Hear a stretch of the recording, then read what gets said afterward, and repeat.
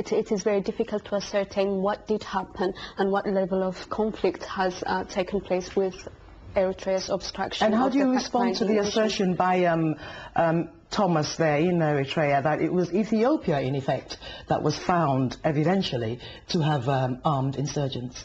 Yeah, I mean, as we've been saying just before we came on air, actually politics is such a murky business, and I don't trust any of the governments in that region. But having said that, I can only speak from an Eritrean perspective as a person, as an Eritrean who has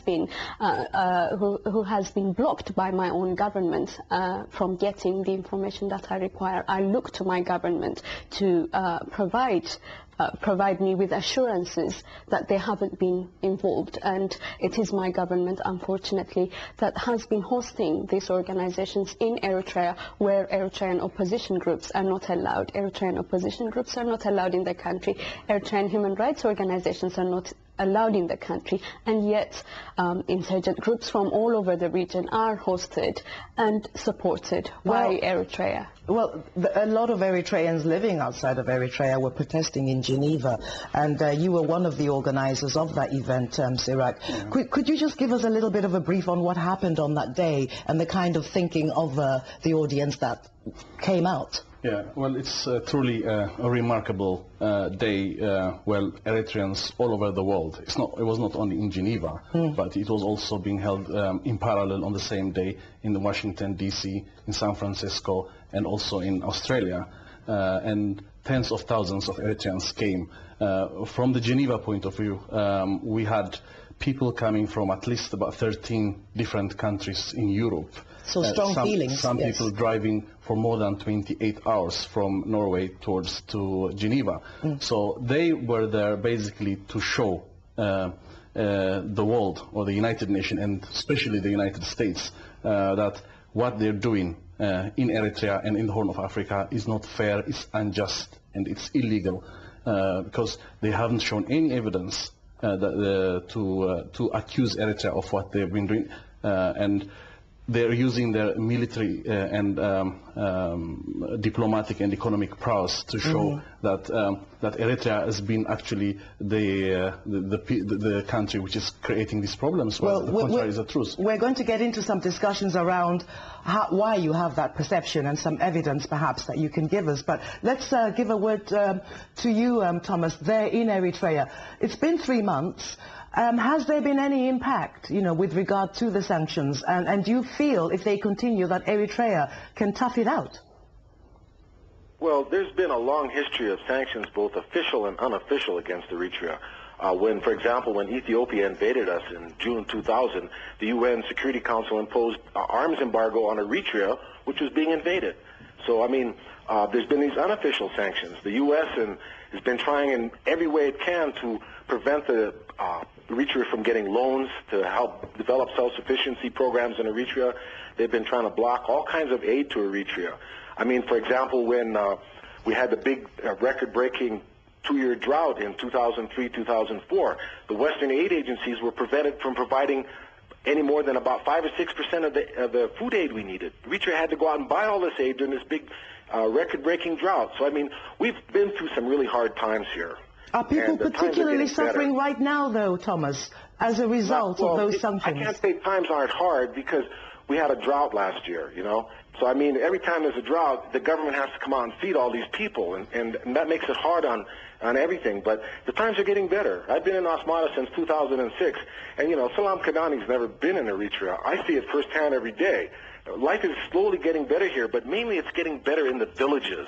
There's really dramatic changes in the villages where they're getting clean drinking water, they're getting schools, they're getting medical clinics, they're even getting electricity and roads. Life is really changing for the better in Eritrea. It's slow, but it's taking place. And I don't see these sanctions as being anything more than pretty much toothless. I don't really see them hurting the country at all. Well, thank you very much. But as we hear so little about Eritrea, as we've already alluded to the fact that perhaps a lot of people don't know about the country, the second part of the discussion today will go some way towards filling that information gap. But before that, here's a timeline of some key events in Eritrea's history.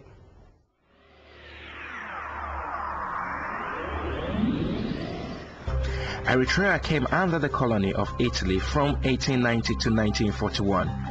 In 1952, UN makes Eritrea part of Ethiopia. Eritrea Liberation Front, ELF, formed to break away from Ethiopia in 1958. In 1970, ELF splits and the Eritrean People's Liberation Front created. Eritrea becomes independent and joins United Nations in 1993. From 1998 to 2000, Eritrea-Ethiopia border clashes killed over 70,000.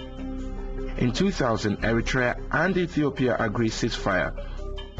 2001 saw Eritrea and Ethiopia agree on a UN-proposed mediation over border dispute. Boundary Commission rules disputed border town of Badme is in Eritrea in 2003, but Ethiopia disagrees. In 2004, Ethiopia accepts ruling on its border with Eritrea, but stalemate over Badme continues. In 2006, UN report accuses Eritrea of providing arms and supplies to rival Islamist groups in Somalia. Eritrea denies the charge. UN imposes sanctions on Eritrea in 2009. As you could see there's been a long history of conflict between Ethiopia and Eritrea. But I'd like to ask you there, you heard Thomas earlier on saying that you've never been to Eritrea, but I'm sure you're aware of the history of Eritrea and the long conflict with Ethiopia. How much of a factor is that in our discussion today as we look at sanctions? I think I'd like to tell Thomas that I have been to Eritrea several times, many times indeed in my life. I wasn't born there, but I partly grew up there, so I know Eritrea quite well. And I would like to go back and live in Eritrea actually, but I would like to be able to operate as the human rights activist I am, freely in Eritrea. That's the only thing keeping me away from Eritrea at the moment. What can I say? The sanctions will have impact.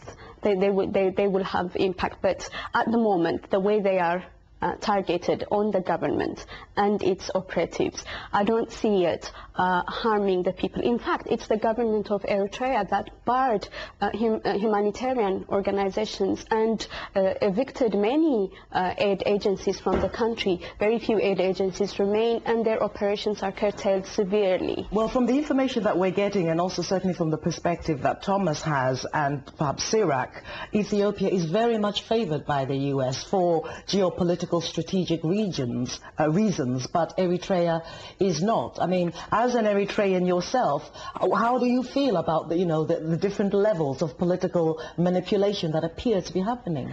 But there was a time when both Eritrea and Ethiopia were favored. There was a time when President Isaias and Prime Minister Meles were both hailed as the Renaissance leaders of Africa. There was a time when they both jointly contributed to the betterment of that part of Africa, and I would like to see a return of that. And I think both governments, for the sake of their people and for the sake of the region, should really rethink and go back to that cooperative way of working, and it is possible. And I mean, we hear so many examples and see so many examples of the divide and rule legacy of colonialism, which is seemingly expressed in these current sanctions and the battle between Ethiopia and Eritrea. Can you get us up to date concerning the dispute around Badme? Is it still an issue? Because the last we heard was that Ethiopia in principle accepted a commission ruling over the border town of Badme. Is this an issue now, 6 years later?